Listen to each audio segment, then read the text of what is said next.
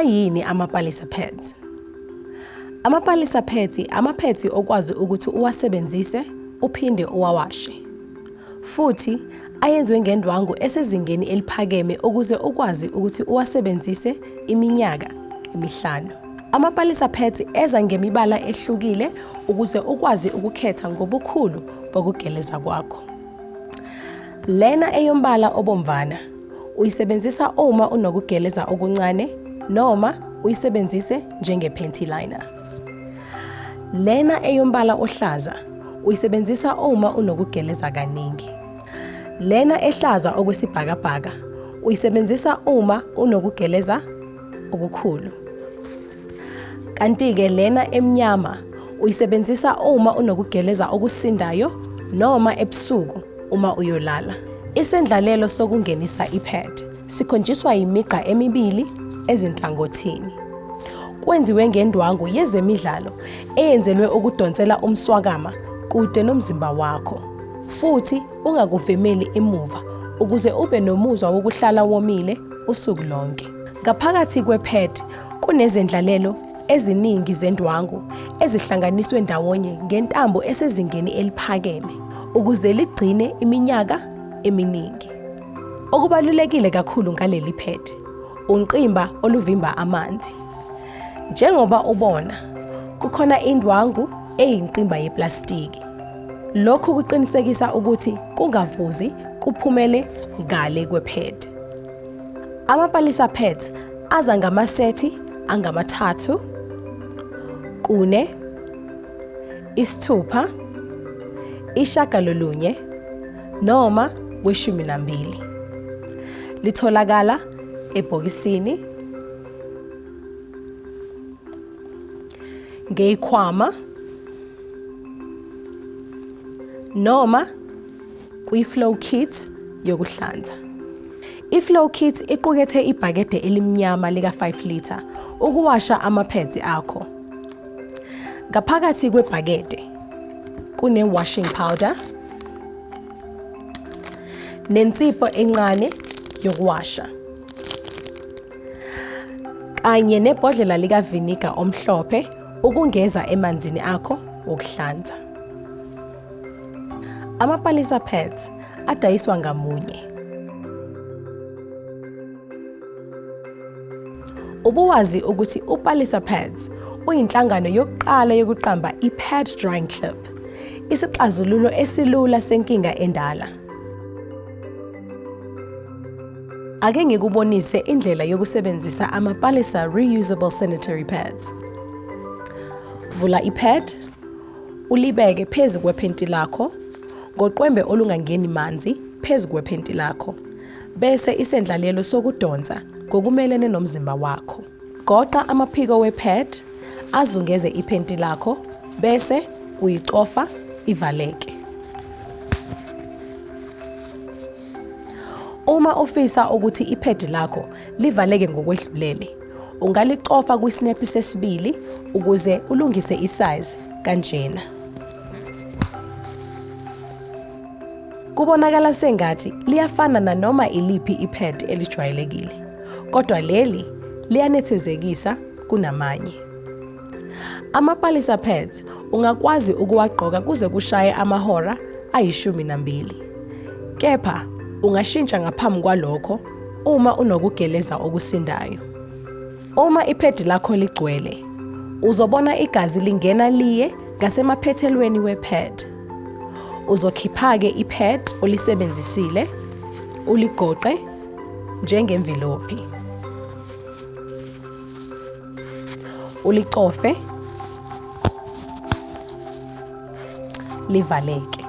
Uma uqeda ukusebenzisa iphedi lakho, thatha iphedi elisha ulicofe kwiphenti lakho njengoba ngikukhombisile. Manje-ke usungafaka iphedi lakho esikhwameni noma esikhwameni sesikole ukuze uyoliwasha ekhaya. Khumbula ukuthi leli phedi livimba ukuvuza, ingakho kungekho okuzovuzela esikhwameni sakho, awudingi neplastiki ozofaka kulo. Ngiyacabanga uyazibuza ukuthi ingabe le pad ngeke linuke yini uma lisesikhwameni sakho.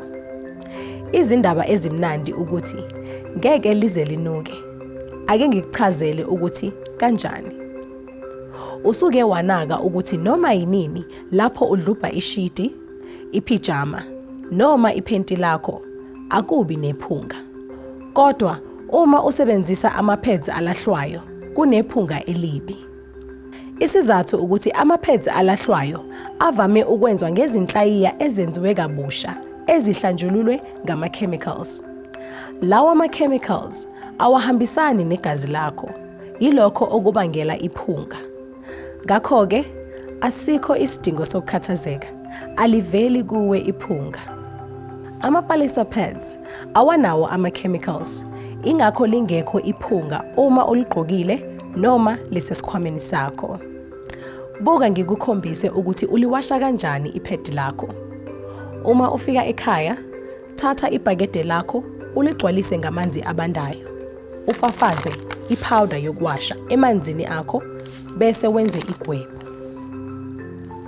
Uma ufaka ama-pads akho emanzini, ungawafukisi elinye phezu kwelinye kanjena. Isizathu ukuthi leli pad livimba amanzi, ingakho-ke okuphuma kwipad elingaphezulu izonamathela kuleli elingaphansi futhi ibangele ukuthi kube khona ibala. Esikhundleni salokho, goqa ama-pads akho ngendlela uwafaka kwiphenti lakho bese uhlangothi olungcolile lubheke phansi isikhathi esingangehora. Lapho usugeze ama-pads akho uwakhipha emanzini, uzobona ukuthi kucishe kwasuka konke ukungcola. Uma kusekhona amabala noma ama-clots, ungafaka amanye amanzi ebhakedeni lakho bese uhlikihla ngensipho yokuwasha ukuwasusa kalula. Qinisekisa ukuthi ususa onke amabala ngaphambi kokuthi uliyakaze ukuze ipad lakho lihlanzeke kahle. Ukuyakaza ama-pads akho, faka amanye amanzi ahlanzekile ebhakedeni lakho bese ufaka kancane uviniga omhlophe emanzini akho. Ufake ama-pads akho, uviniga ubulala amagciwane kuma-pads akho futhi usiza ngokugcina indwangu inuka kahle. Kubalulekile ukuthi ungayisebenzisi i-fabric softener ngoba lokho kushiya into eshelelayo phezu kwendwangu futhi kuyivimbe ukuthi ingamunci igazi bese ipad lingasasebenzi. Ungayisebenzisi i-bleach noma amanye ama-chemicals ukuwasha ama-pads akho. Uma uqeda ukuliyakaza, ulivome ukuze wonke amanzi aphume. Uma uphatha ama-pads akho ngendlela ophatha iphenti lakho, azohlala isikhathi eside. Uma une-drying clip ekhaya, thatha ihenga onayo bese ubeka i-drying clip uyicofe. Ngemuva kwalokho, thatha ama-pads akho awashiwe bese uwalengise kwihenga kanje.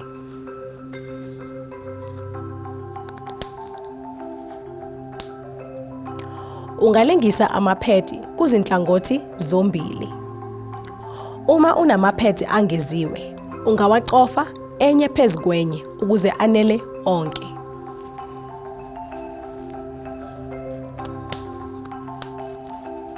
Kanjena. Indawo engcono ukomisa ama-pads akho kungaphakathi endlini eduze kwefastela elivulekile. Uma ufisa ukuthi asheshe awome, ungawalengisa ngaphandle elangeni, kodwa kungadluli ihora. Uma uwaneka elangeni isikhathi eside kakhulu, isendlalelo esivimba amanzi sizomosheka, bese ama-pads akho aqale ukuvuza. Kulula kanjalo. Usungabeka ama-pads akho ukuze uwasebenzise futhi ngenyanga elandelayo. Ama-pads akho azohlala iminyaka emihlanu. Akuve kuyisimanga yini lokho. Uma ufisa ukwazi kabanzi, xhumana nathi kule mininingwane esezansi.